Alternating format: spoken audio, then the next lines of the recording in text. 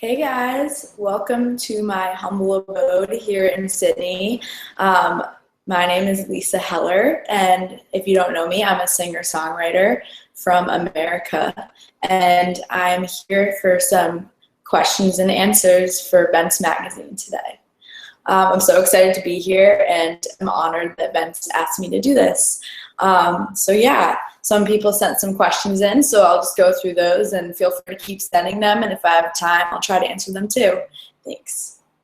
All right, so my first question that I got was, when and why did you start playing? It's actually a funny story. So I always loved singing when I was little. Like my mom would take me to those little musician classes and I would just play with all the instruments. And we did chorus through high school and stuff like that, but I never took it too seriously.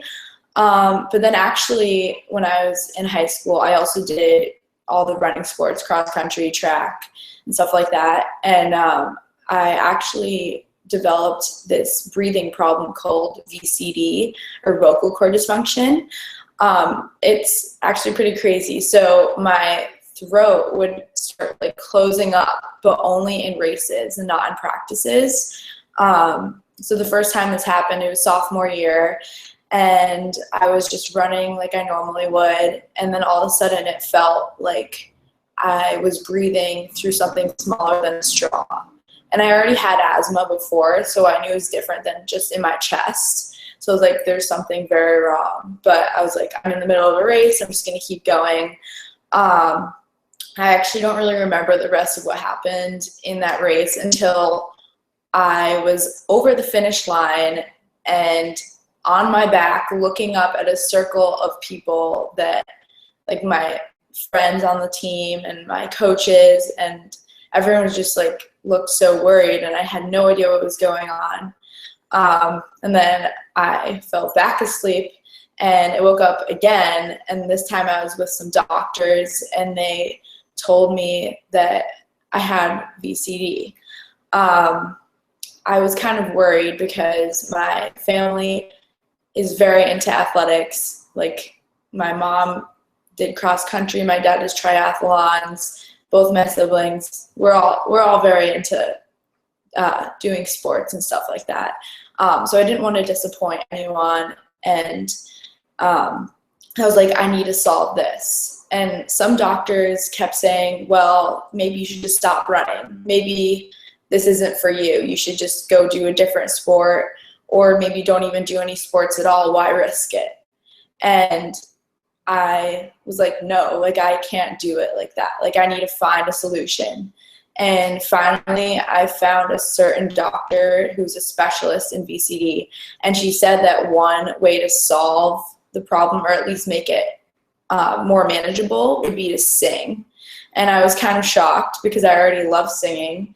It's kind of a random thing to do. But during races, I started like humming to myself. I actually practiced beforehand, and I realized like my throat would really relax while I was singing. So yeah, I started doing that in races, and most people with VCD, a lot of athletes have it actually. It's kind of not that well known because everyone thinks it's asthma, but it's very different. And if you take your inhaler, it makes it worse actually. But yeah, so no one really knows that they have it, but a lot of people do.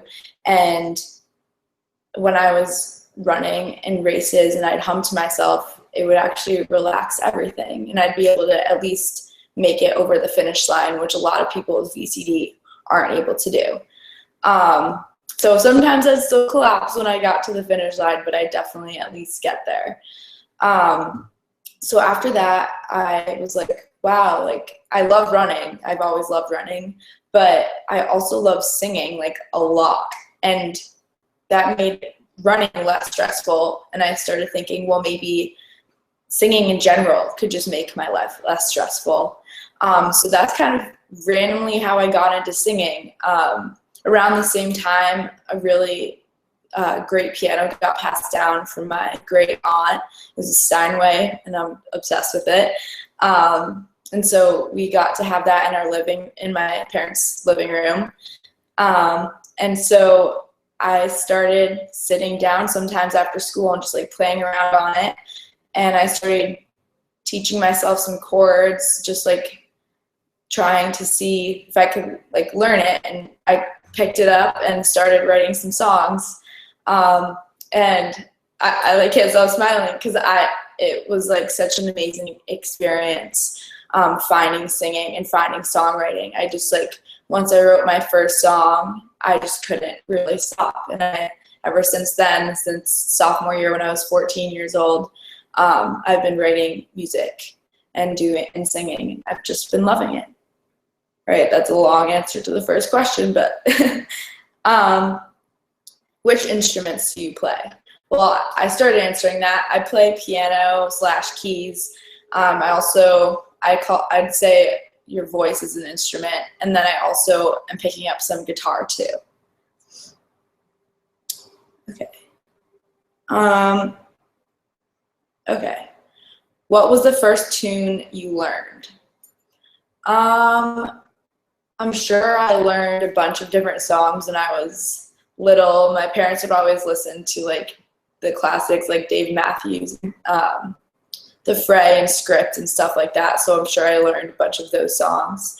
But the first time I ever actually performed, I think it was just like in a very small setting. I sang Someone Like You by Adele because that was right around when that came out. That says how long ago that was. Okay. Is your family musical? Well, my sister and brother, even though they don't want to admit it, they're pretty musical. I think they're really talented. They're not pursuing it or anything, even though I've tried to make them.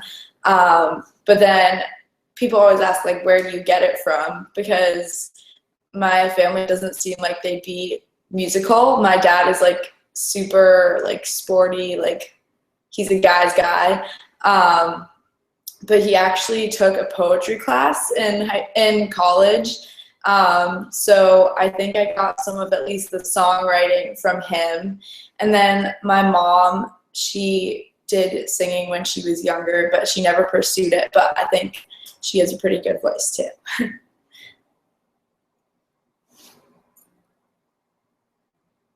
Okay. Which famous musicians do you admire and why? I'd say there's so many options, but one person I really, really look up to is Rachel Platten.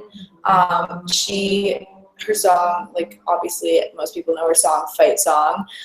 She just inspired pretty much the entire world with that song, and it showed how much more music can be than just music. Like it's more than just like random sounds and words. Like the messages behind certain songs can just change people's lives. And I've tried to do something similar in like a different way with Hope. But I just look up to her and how she's inspired so many people going through challenges. I also am inspired by Christina Perri. When I was first getting into songwriting, I always would listen to her songs. I just think that her songwriting skills as well as her voice are so incredible. There's so many more I could say. I love, like I said, my family always listened to Dave Matthews or The Fray or The Script. I absolutely love all three groups. I really, really love The Fray. I think they're so talented.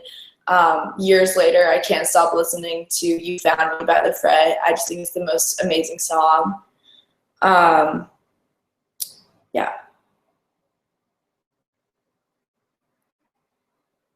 Okay, so the next question is, tell us about the Hope Wall and how you came up with it. So for those of you who don't know, the Hope Wall was based on my song Hope. So pretty much I wrote the song and I was like, I really want to write a song that can change people's lives, because when I was really little, I always told my parents I want to change the world, and they were like, okay. And I'm like, no, like really, I mean it. Like I really want to change the world. And I think I found a way to be able to do that through singing and songwriting, because the messages you can portray in a song, I feel like, can speak so many words and so many amazing messages in just one 3 to 4 minute song. So that was kind of my goal with the song Hope. And I think I was able to achieve that because I'm so blown away by the amount of people who've been inspired by the song. Some people reached out to me when I first had the song, and they were like, this is so incredibly moving. Like, this is how it changed my life. And I thought, wow, like, that's so amazing. Like, can I meet with you? And then I started meeting with more and more people. And then I realized I'm not going to be able to meet one-on-one in person with every single person going through a really hard time.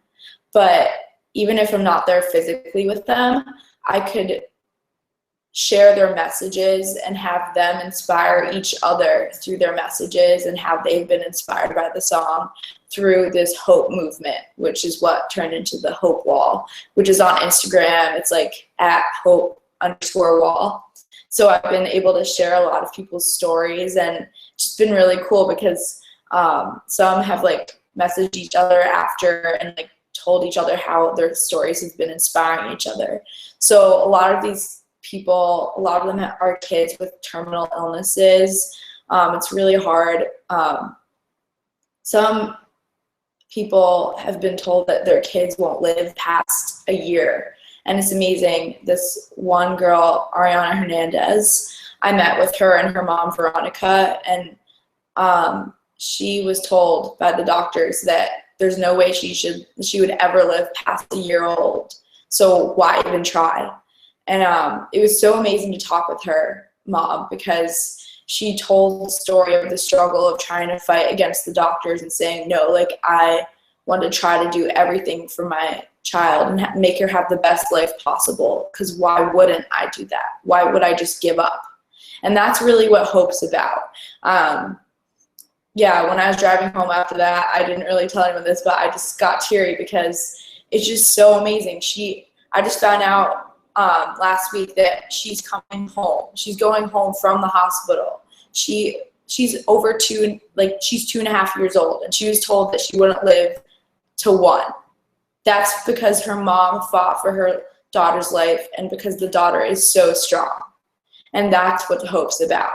I think that's why the message of hope is spread to so many people, because everyone, no matter who they are, in what part of the world, what their life has been like, they all need hope. And I think that's really important in this time, especially in our world, because so many negative things have been happening with shootings and bombings and things all over the world. But no matter what your political views are, no matter like what your opinions are on any given topic, every single person needs hope. So that's kind of what I've been trying to portray with this song, and it's grown into something more than I could ever imagine. It's been pretty incredible. Okay.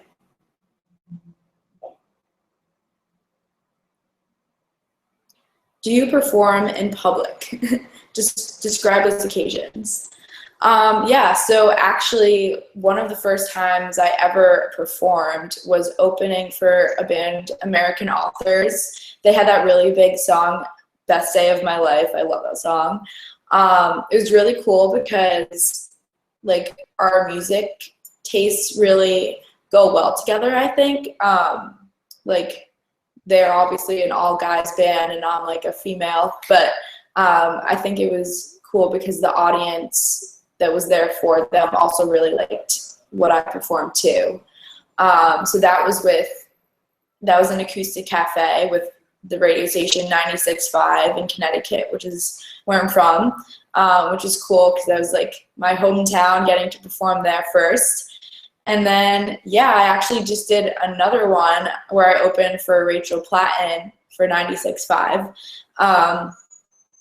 and it was an acoustic cafe, and it was really cool. She was the sweetest. I got to meet with her after. But yeah, it was cool because our fans would definitely seem to overlap, at least because the people that I met with after that concert seemed really like inspired and excited to meet me as like a new artist.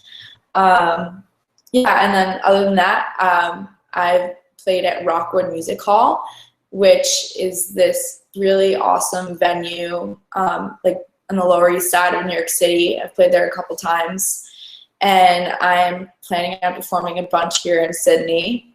So I'm working on setting some stuff up, so I'll definitely let you guys know. I'm really excited about that. So yeah.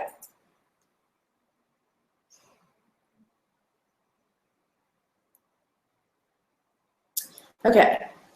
Ooh, this is okay. How do you handle mistakes during a performance?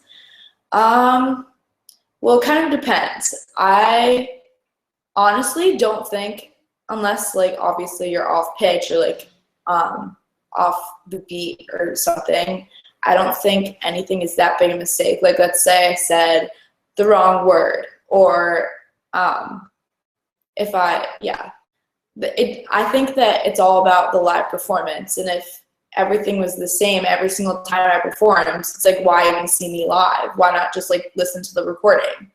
So I think that little like tweaks and changes that happen each performance are what makes a live experience what it is. So, but if I did start getting off pitch or something, I'm normally so in the moment that I don't even notice. I just keep going. I don't think about something that happened earlier.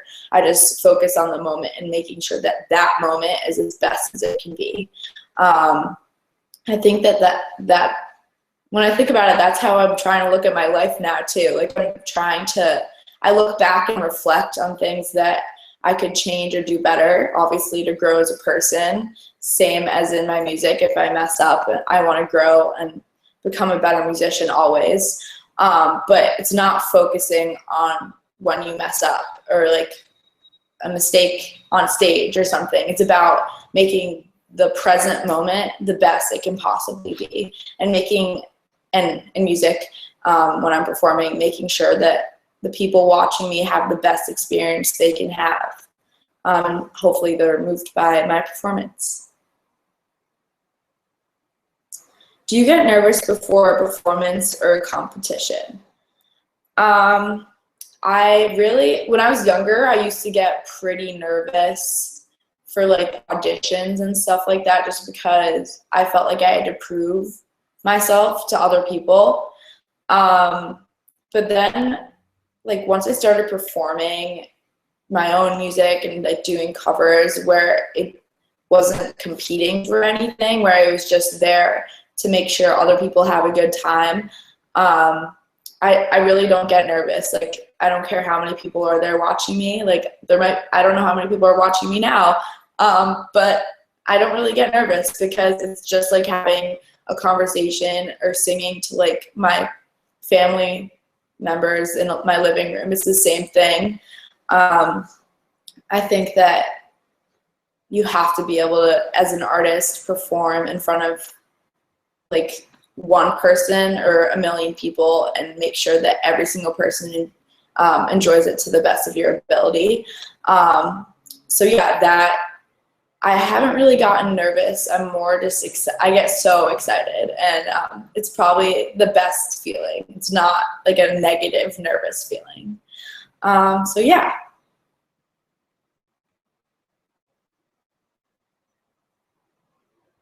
What advice, oh, this goes okay. What advice would you give beginners who are nervous?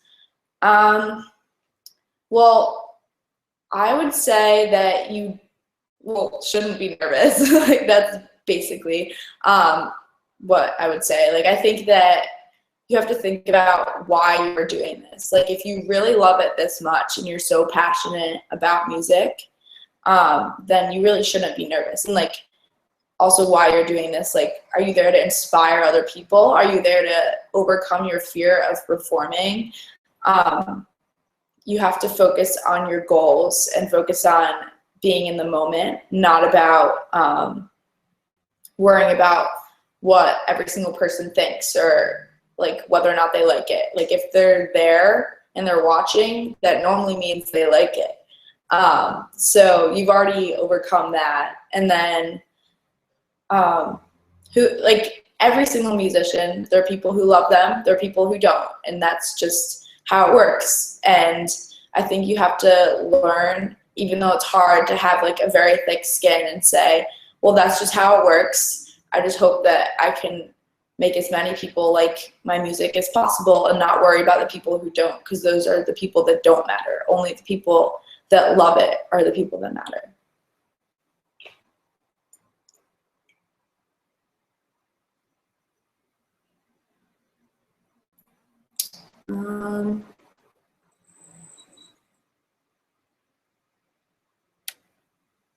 Okay, what are your fondest musical memories in your house, in your neighborhood, or town? Well, I think I started saying this before. Definitely when I was sitting at my Steinway piano in my living room, that was a very great memory. I just loved every second when I was sitting there. I just get so much stress out writing and singing.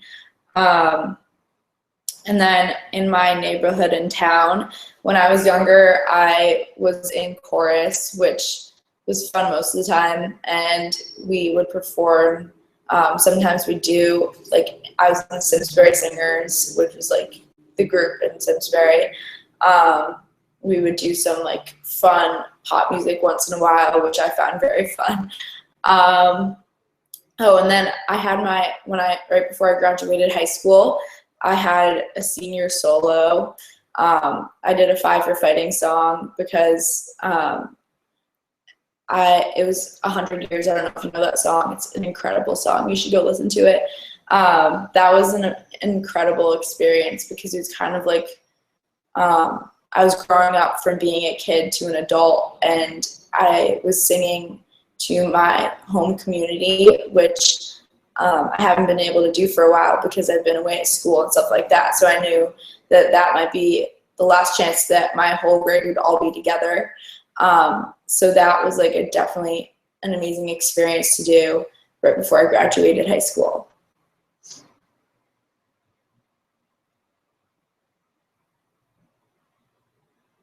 Okay. Were you influenced by old albums? Which ones? Yeah, there's I think I started saying which musicians I love, but like all those musicians, any of their albums, I'm absolutely obsessed with. They're just so good. I also really love the new, this is a new song, but I love Chainsmokers and I love their new song. I haven't been able, I like can't stop listening to it. I'm sure you can't either. It's so good, that Halsey Closer song. And then in terms of older songs, I love the classics like the Beatles and stuff like that.